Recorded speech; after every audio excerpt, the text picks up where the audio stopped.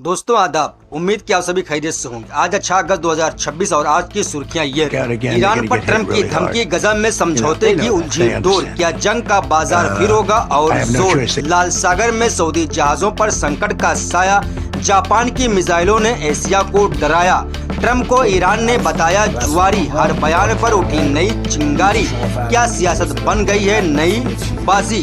और पाकिस्तान ईरान की 10 अरब डॉलर की तिजारत ने किया बड़ा ऐलान। तनाव के तूफान में क्या कारोबार बनेगा अमन की नई पहचान, जानेंगे इस वीडियो में। मैं हूं रियाज अहमद और आप देख रहे हैं हमारा खास शो बातें दुनिया की। वीडियो में आगे बढ़ने से पहले मैं आपको बताना चाहूंगा कि मेरे 900 से ज्यादा सब्सक्राइबर हो चुके। जिन लोगों ने चैनल को सब्सक्राइब किया उनका बहुत बहुत शुक्रिया और मेरी दुआएं उन सभी लोगों के साथ। दोस्तों, अमेरिकी सदर डोनाल्ड ट्रंप ने एक बार फिर ईरान को लेकर अपना सख्त रुख जाहिर किया है। ट्रंप का कहना है कि अगर ईरान बातचीत से पीछे हटने की कोशिश करता है तो उसे इसकी बहुत भारी कीमत चुकानी पड़ सकती है। ट्रंप ने साफ कहा है कि उसके पास अब कोई दूसरा रास्ता नहीं बचा और ईरान को किसी भी सूरत में परमाणु यानी एटमी हथियार रखने की इजाजत नहीं दी जा सकती। ट्रंप के मुताबिक अमेरिका अब तक ईरान को काफी नुकसान पहुंचा चुका है, लेकिन सबसे बड़ा नुकसान अभी बाकी है। हालांकि उन्होंने ये भी कहा कि उन्हें उम्मीद है कि आगे किसी बड़ी कार्रवाई की जरूरत नहीं पड़ेगी। अब यहाँ सबसे बड़ा सवाल ये है कि अगर बातचीत अच्छी चल रही है तो फिर ट्रंप इतनी सख्त जुबान क्यों इस्तेमाल कर रहे हैं। ट्रंप का कहना है कि ईरान के साथ बातचीत सही दिशा में आगे बढ़ रही है, लेकिन ईरान की तरफ से सार्वजनिक तौर पर इन बातचीतों से इनकार किया जा रहा। ट्रंप ने इसे कुछ हद तक परेशान करने वाला बताया है।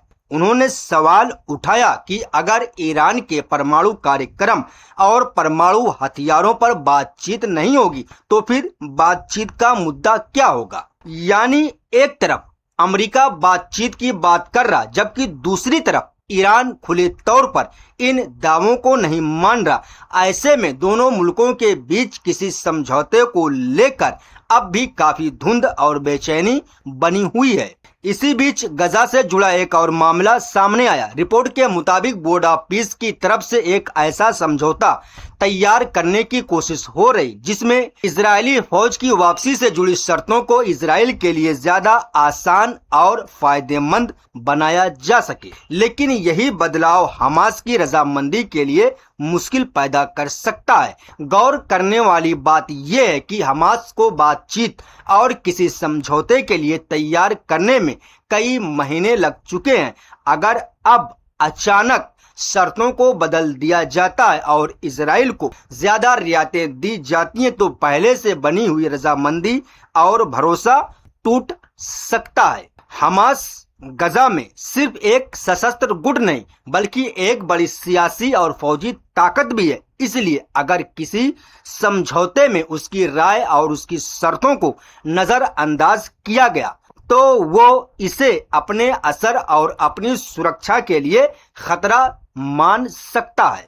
ऐसे में हमास समझौते से पीछे हट सकता है और दोबारा सियासी या फौजी विरोध का रास्ता अपना सकता है। यानी सवाल ये है कि क्या गजा में अमन की कोशिशें एक बार फिर किसी नई शर्त की वजह से टूट जाएंगी और क्या महीनों की बातचीत फिर से बेनतीजा हो जाएगी। फिलहाल ईरान पर अमेरिकी दबाव और गजा समझौते की उलझन, दोनों ही मामलों में हालात बहुत नाजुक दिखाई दे रहे। दोस्तों, अब बात करते हैं लाल सागर की, जहां सऊदी अरब के जहाजों की आवाजाही को लेकर एक बड़ा संकट पैदा होने की खबर है। रिपोर्ट के मुताबिक सऊदी अरब के कुछ तेल जहाज अब अपने रास्ते बदलने पर मजबूर हो रहे।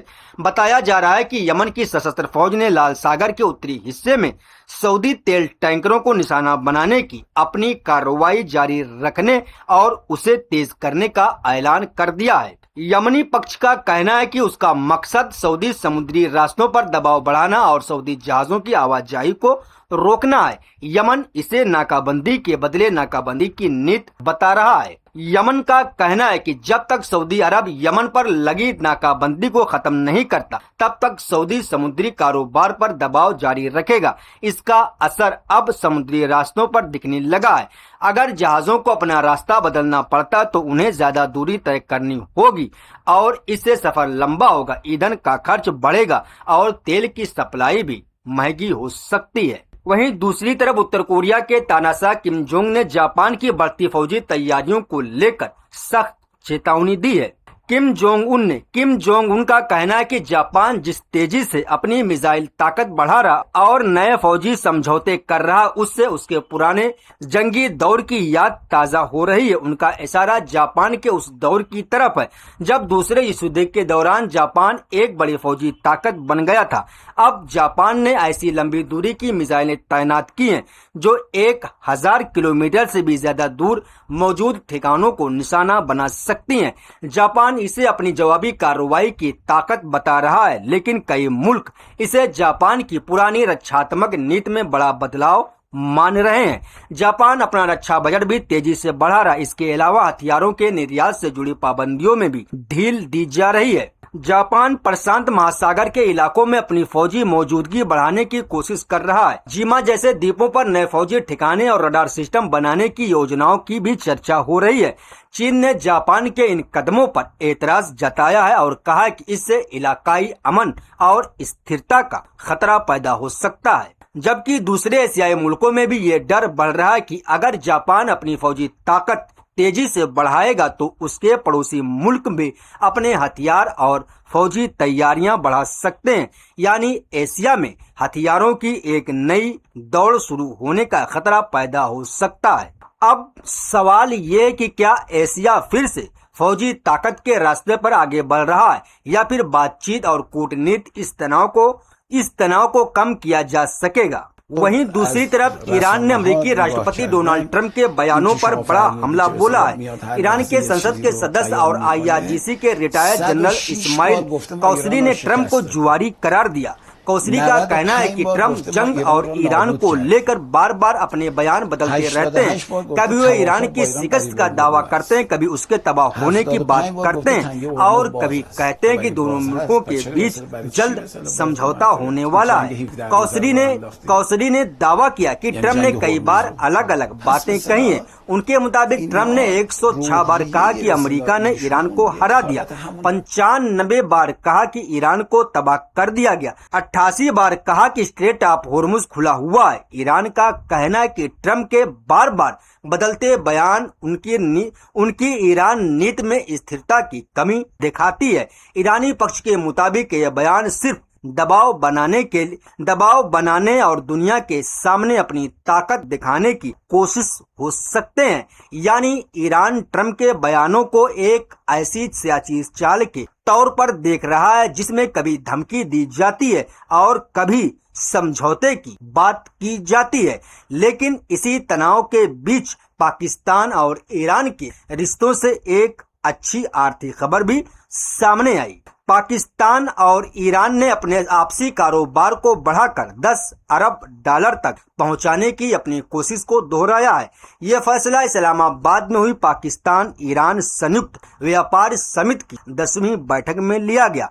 इस बैठक में पाकिस्तान के वाणिज्य मंत्री जमाल कमाल खान और ईरान के उद्योग मंत्री डॉक्टर मोहम्मद अताबक ने हिस्सा लिया। दोनों मुल्कों ने पाकिस्तान ईरान मुक्त व्यापार समझौते को जल्द पूरा करने पर भी सहमति जताई है। इस समझौते का मकसद दोनों देशों के बीच कारोबार को आसान बनाना और व्यापार यानी तिजारत को बढ़ावा देना है।